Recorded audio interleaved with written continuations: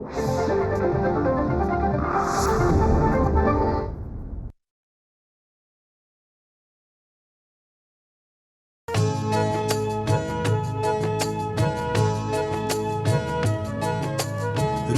स्पंदन ठेवून नाती नूतन नित्य गुंफते ती.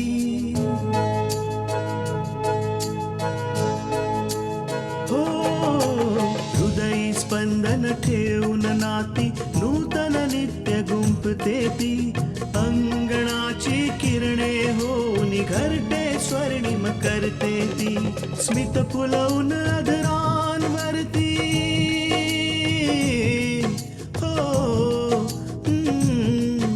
स्मित फुलवून अधरांवरती वेदनेत सुख देते ती.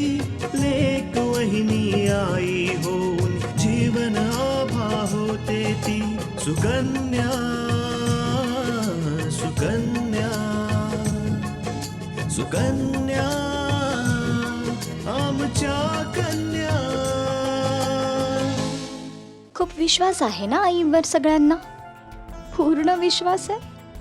आता बघू कसा सगळ्यांच्या विश्वासाला तडा जातो तो. एक काम कर, ही फाईल तूच अपूर्वाला नेऊन दे. सुनबाई, तू बिंदियाचं बोलणं लक्षपूर्वक ऐक आणि तिकडे जाऊन अपूर्वशी फोनवर बोलायला दे.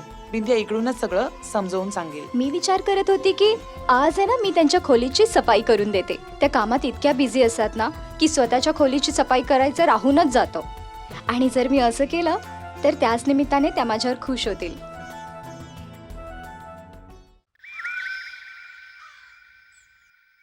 ती तिथं ठेवली आहे ना पिवळी पिवळी. हा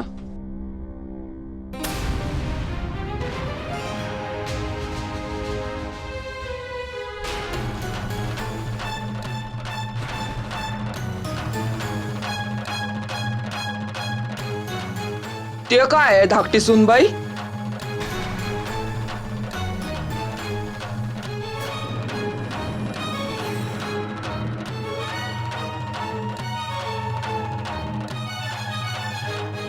हे तर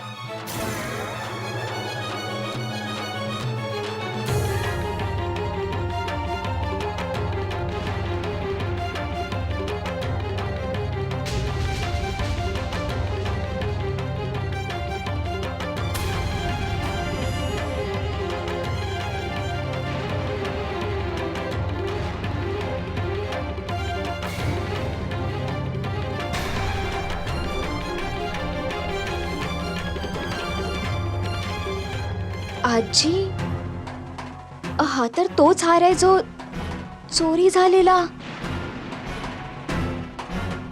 हा हार आईंच्या कपाटातून. पण आईंच्या कपाटातून हा हार कसा आला? पूजा, विशाल, तुम्ही तर ऑफिसला गेलेलात ना? अगं पूजा, घाई घाईत मी फाईल विसरलो. तू माझी फाईल.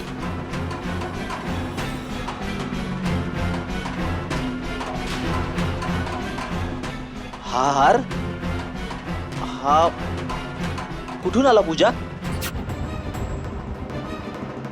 आजी, हा तर चोरी झालेला ना? हो, आता मला थोडं थोडं समजायला लागलंय. आईला जर हा हार आणि कानातले इतके आवडले होते तर त्यांनी सांगितलं पाहिजे होतं. अशा प्रकारे घेण्याची काय गरज होती? तुला काय म्हणायचंय पूजा? आई हे दागिने का घेईल? हे तर चोरी झाले होते. हा हार चोरी नव्हता झाला, चोरी करवून आणलेला.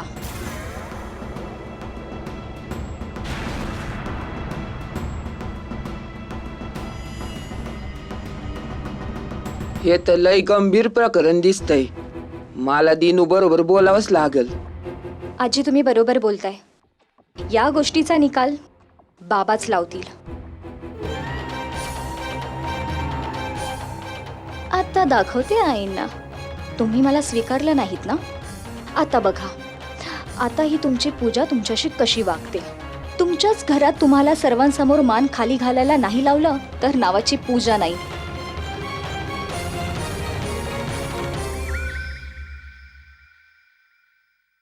हो, तुम्ही पाठवलेला पहिला हप्ता मिळालाय, पण तुम्हाला माहिती आहे की वातावरण किती खराब झालंय. तुमचं काम आता नाही सुरू होऊ शकत, बरोबर? दिनू, एक मिनिट. हाय. मला तुझ्याशी काही महत्वाचं बोलायचंय आत्ता. असं काय महत्वाचं आहे की आत्ताच बोलायचंय?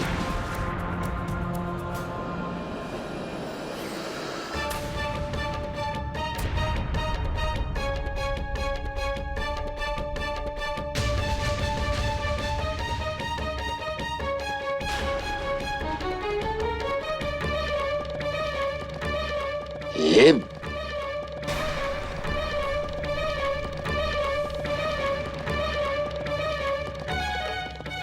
आई, हे दागिने तुला कुठं मिळाले?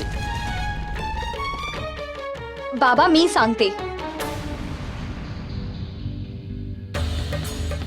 आज मी आणि आजी आईंची खोली व्यवस्थित लावून ठेवत होतो आणि त्यावेळी त्यांच्या कपाटातून हा हार आणि हे कानातले खाली पडले.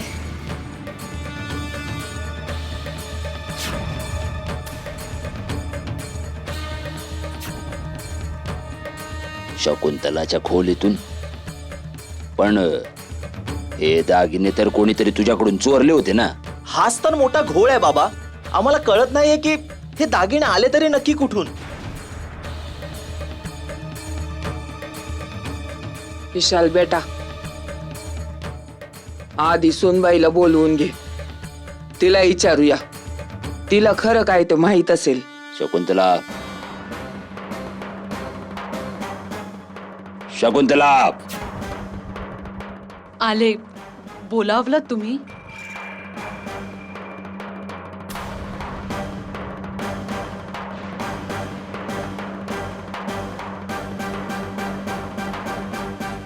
हे काय?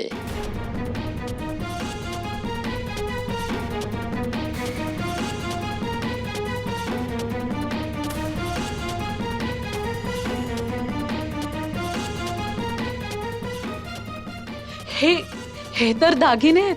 दागिने मिळाले? कुठे मिळाले? कोणी आणले? हेच तर आम्हाला तुला विचारायचंय आई.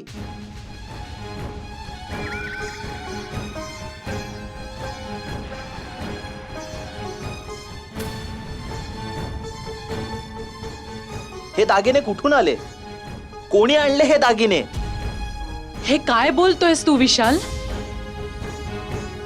आम्ही तर हे दागिने आता तुझ्या समोर पाहिलेत. आम्हाला काय माहिती हे कोणी आणलेत? शकुंतला, हे दागिने आपल्या खोलीत सापडलेत.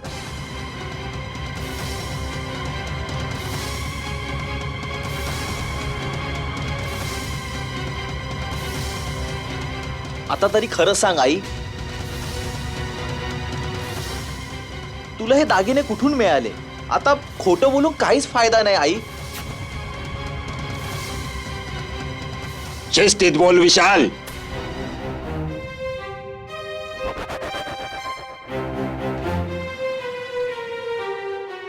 आम्ही अजून जिवंत आहोत आणि मी असेपर्यंत या घरात प्रत्येक व्यक्तीने आपल्या मर्यादेत राहायचं, समजलं?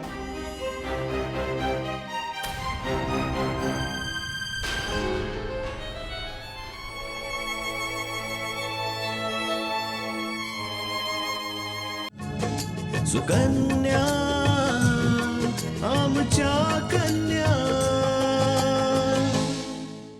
आम्ही अजून जिवंत आहोत आणि मी असेपर्यंत या घरात प्रत्येक व्यक्तीने आपल्या मर्यादेत राहायचं, समजलं?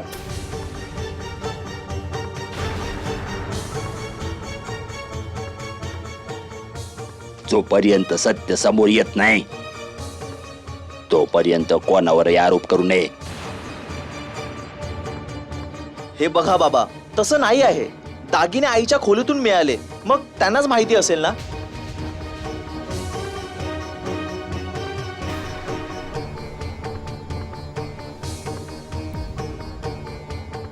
शकुंतला, हे दागिने आपल्या खोलीत मिळाले. याचा अर्थ असा की त्यांना एकतर मी ठेवलेत नाही तर तू. अहो पण बाबा, तुम्हाला याबाबत कसं काय माहिती असेल?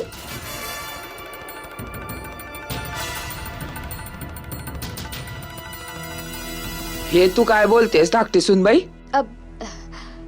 नाही, काही नाही.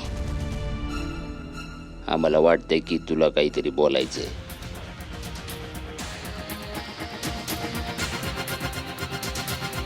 जे काय बोलायचंय ते बोल, कोणाला घाबरायची गरज नाहीये. बाबा, काल एक माणूस आईंना भेटायला आलेला.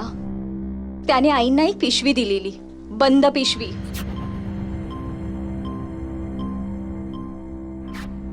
सुनबाई, कोण आलं होतं? आई, कोणी माणूस मध घेऊन आलाय. म्हणत होता की अस्सल मध आहे, हवं तर चाखून बघा, पैसे घ्यायला नंतर येतो. तर आम्ही म्हंटल ठीक आहे. आम्ही मध ठेवून घेतलं. तो पैसे घ्यायला नंतर येणार आहे.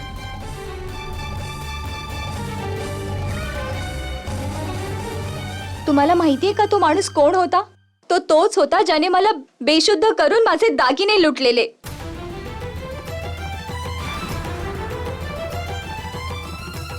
एक वेळेस तर मला विश्वास देखील बसत नव्हता. आई त्या माणसासोबत बोलत होत्या.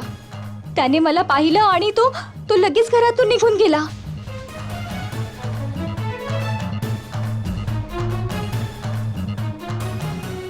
पण आज जेव्हा हे दागिने मला सापडले ना, तेव्हा माझा संशय खरा ठरला.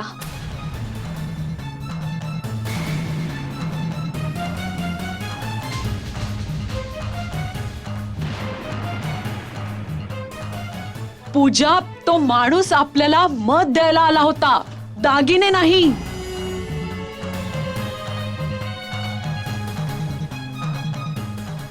हवं असेल तर तू स्वयंपाकघरात जाऊन बघू शकतेस.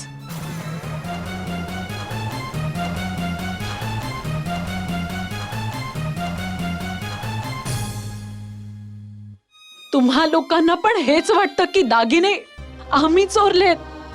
आम्ही जिने एवढी वर्ष या घरातील एक एक पैसा सांभाळून ठेवला, आपली जबाबदारी म्हणून जपलं, तुमची ठेवण म्हणून जपलं, असं सगळं असताना आम्ही हे का करू? आम्हाला तुझ्यावर विश्वास आहे शकुंतला, स्वतःपेक्षा अधिक. पण दागिने तुझ्या खोलीतून मिळाले आहेत.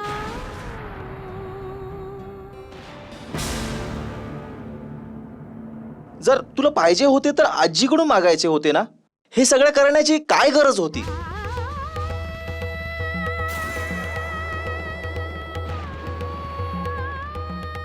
जर पूजाला काही झालं असतं तर नक्की तुझ्या खोलीत तो हार कोणी आणला आई? ते हार आणि कानातले मी आणलेले.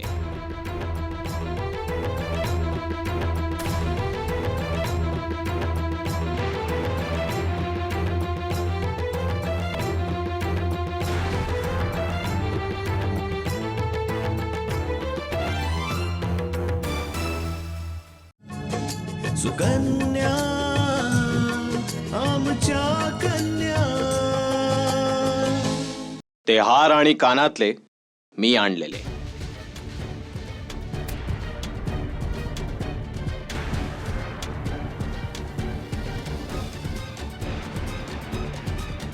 हो, त्याच चोराकडून ज्याने तुम्हाला बेशुद्ध करून तुमचा हार आणि कानातले चोरले होते.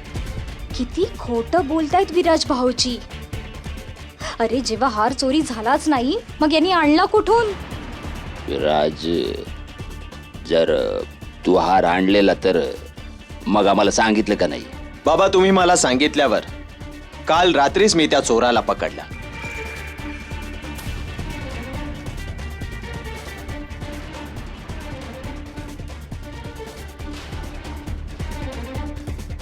आणि दागिने मी त्याच वेळी घेतले. रात्री मला यायला खूप उशीर झालेला. मग मी विचार केला की सकाळी आईच्या खोलीत जाईन आणि त्यांना दागिने नेऊन देईन.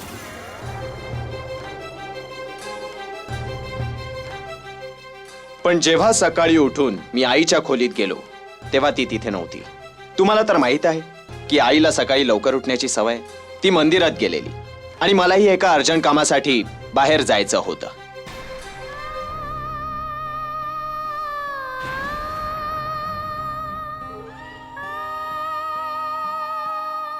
तेव्हा मी विचार केला की आता हे दागिने आईच्या कपाटात ठेवावे आणि नंतर सगळ्यांना सांगावं. पण बाबा, मला या गोष्टीची जाणीव नव्हती की जेव्हा मी घरी परत येईन तेव्हा मला ही सगळी नाटकं बघायला मिळतील. आणि आई, तुला रडण्याची काहीच गरज नाहीये, ते पण विशेषतः त्या लोकांसाठी जे तुझा खरेपणा आणि इमानदारी पाहू शकत नाहीत.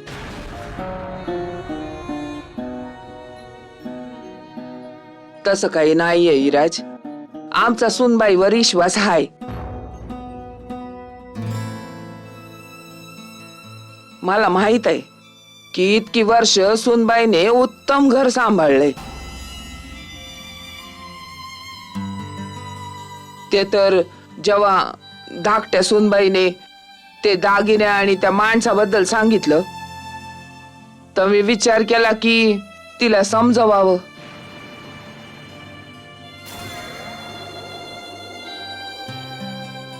कदाचित ती माझं ऐकणार नाही आणि पूजाला कायम टोकत राहील.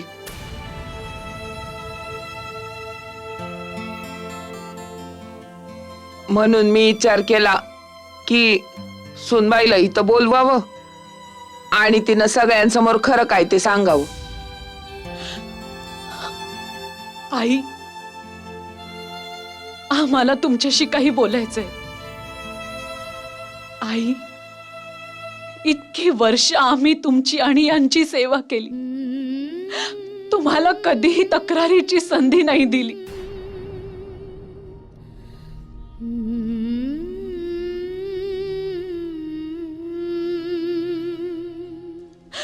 या घरात प्रत्येक सदस्य उठण्याआधी आम्ही उठायचो आणि सगळे झोपल्यावर आम्ही झोपायचो.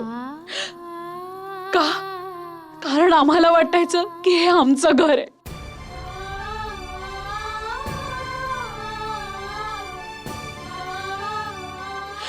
आणि आज आम्हाला या सगळ्याचं हे फळ मिळालं. आज तुम्ही सगळ्यांनी आम्हाला चोर म्हटलं की हे म्हटलं की आम्ही चोरी करून आणलीये.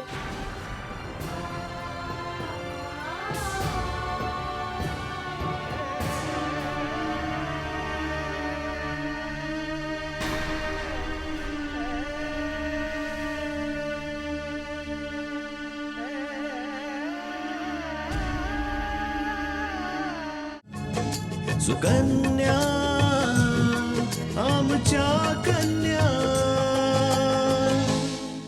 जर हा हार आईंच्या खोलीतून मिळाला असता तर काय तुम्ही आईंच्यावर हा आरोप लावला असता?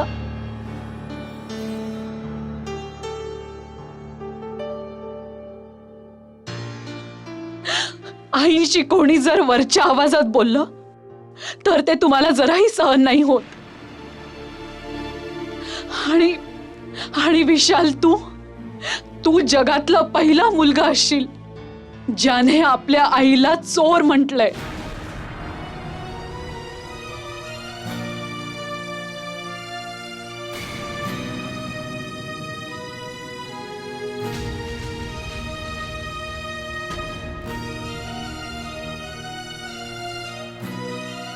आता मान खाली घालून चूक सुधारणार नाही.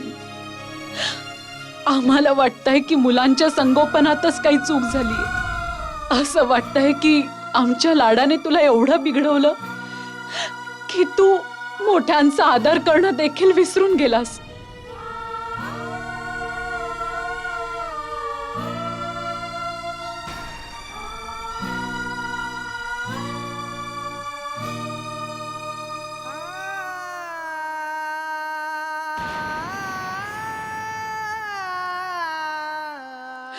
विशाल, मुलांसाठी त्यांचे आई वडील देवा समान असतात आणि मुलं आई वडिलांसाठी त्यांचा जीव असतात.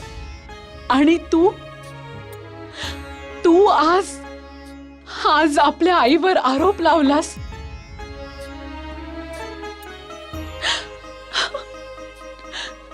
आई, बस आई. एवढी वर्ष या जबाबदारीच्या ओझ्याखाली होतो, पण आता नाही. आता तुम्ही आम्हाला या जबाबदारीतून मुक्त करा.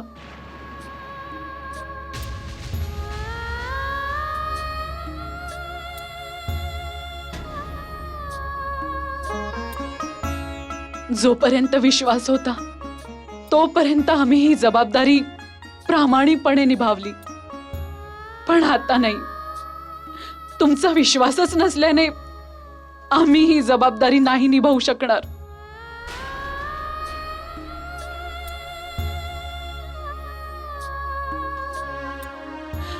आम्हाला माफ करा.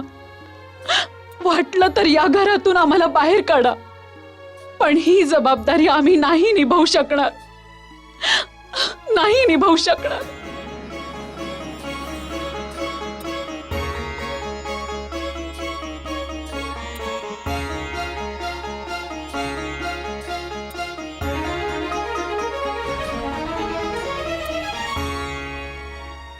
आई, मला माफ करा. माझ्याकडून खूप मोठी चूक झाली.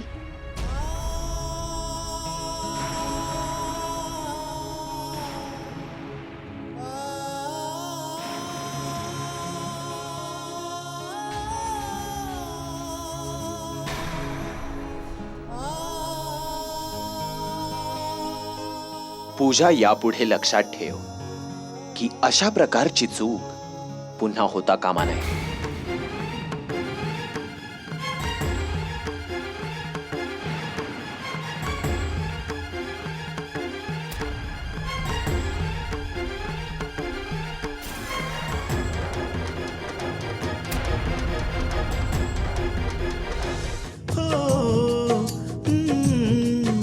स्मित फुलवून अधरांवरती वेदनेत सुख देते ती लेक वहिनी आई होऊन जीवन आभा होते ती. सुकन्या सुकन्या सुकन्या आमच्या